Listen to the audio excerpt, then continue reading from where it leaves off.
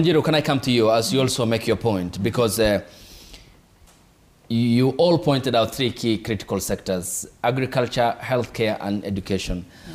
And looking at a report, and this is one at a time, starting off with agriculture, by the National Assembly Committee on Environment and Natural Resources, tabled in the House in 2019 for the financial years 2016-17 and 17-18, the National Treasury released 120 billion to fund the construction of dams across the country, none of which saw the light of day. Now, that money, if you break it down mathematically, it then means that we have lost 5 billion Kenya shillings a month, 1.7 Kenya shillings, 1.7 billion every day, and 70 million Kenya shillings, which disappeared every single hour under the Jubilee government, agriculture. Then that coupled with the Galana Kulalo project, in which the private Israeli company pulled out, citing frustrations from government officials, to which President William Ruto acknowledged when he took over power and saying, we will revive this project, is partly because of corruption that it collapsed. Healthcare, KEMSA scandal during the Jubilee government and recently, and the president had taken an action. You have the other scandals around healthcare in the country. Education, reforms needed, the president's task force on education, that is the presidential task force on education reforms. These are the three critical components, yet they are facing turbulence on overtime in the previous regimes. Will President Ruto, as he has shown the goodwill, be in a position to address some of the challenges I've highlighted, specifically facing the specific areas of agriculture, healthcare, and education, in order to overcome the challenges facing the Kenyan people? Right. Again, another loaded question, but a very important one, because obviously President Ruto campaigned on a platform of transforming agriculture. And health is also another of the transformative sectors to kind of the diagnosis of the Kenya Kwanza in the manifesto. They correctly recognize that there are structural impediments, that our economy is locked because of these historical kind of structures. And his campaign promise was to restructure them. So what are they doing in dealing with the structural issues is what you're asking. Because there is the structural issues and then there is the governance and corruption. Yeah. So on the structural side, there is an attempt, you know, to give credit where it's due.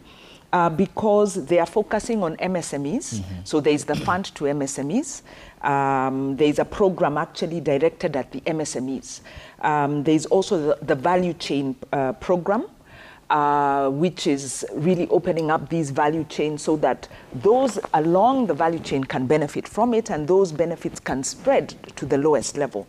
The question that the Parliamentary Budget Office asks about these initiatives is it enough? Because we don't know what it takes to actually restructure a value chain to deal with the MSMEs. Even the Uhuru administration had money for the MSMEs, but it wasn't enough. So is it enough? But so there is a plus there, but the quantum is still, like I said, the overall ceilings haven't changed. We expected to see a budget that would really put agriculture at the center stage, would put money into cooperatives. So the cooperative ministry that would put money, you know, have a conditional grant maybe to the county governments on agriculture. They haven't done that. So it seems like there's a lot of business as usual. Oh, let's keep the big items on energy, infrastructure, you know, maintain that budget because we must get some money for the wazés, but then let's give something to make the promises go ahead. That's what it looks like.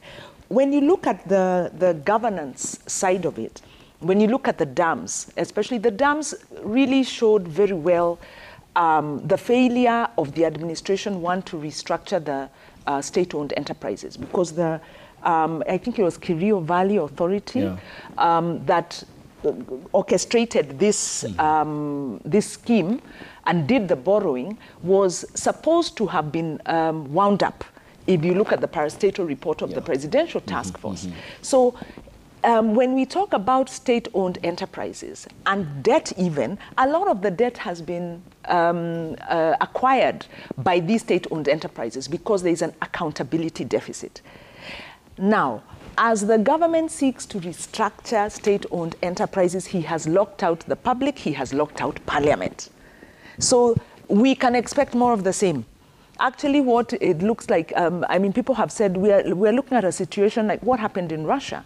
When you're selling off public assets behind a veil, you're actually going to sell those assets to our political leaders. So the dynasty is being replaced by the hustler lords because they are working in secret. That's what we can surmise. So on one hand, there is an attempt to deal with the structural issues. Okay. But the governance side is still a major gap. There is this infrastructure framework that the Treasury mooted because they recognize that the way government was administrating projects was not working. There was too much corruption, whether it's in PPPs, whether it's in the procurement process. So there's a framework to ensure that projects are administered correctly. Looking at this budget, some of the proposals around which are the ongoing projects, can we have that information? There is a beginning attempt by Parliament to begin, by Treasury to give that information to Parliament. Okay. But that framework needs to be open. We need to say, look, we have corruption in infrastructure. From the origin of the project to the implementation. We need full transparency. We need proactive disclosure. Right. In fact, when government signed the fiscal consolidation program of IMF, these transparencies around the projects was some of the conditions that we got the money on. But then government did not give that information. And when they give that information, they don't go into enough detail. So no, the framework for accountability has not been set up. Right now, actually, we are just relying on the goodwill of those who are sitting in these offices, not to steal us blind. Thank you. And maybe the last point is, we also are not getting implementation reports. We are focusing here on the budget, which is prioritization, which is the planning stage of the budget. But after implementation or during implementation, the oversight, okay. And after implementation, the reporting, there is no scrutiny there. There's not enough money with the Auditor General. Okay. The Auditor General has proposed a citizen audit mechanism, hasn't been operationalized. So the transparency in the implementation and oversight, not there.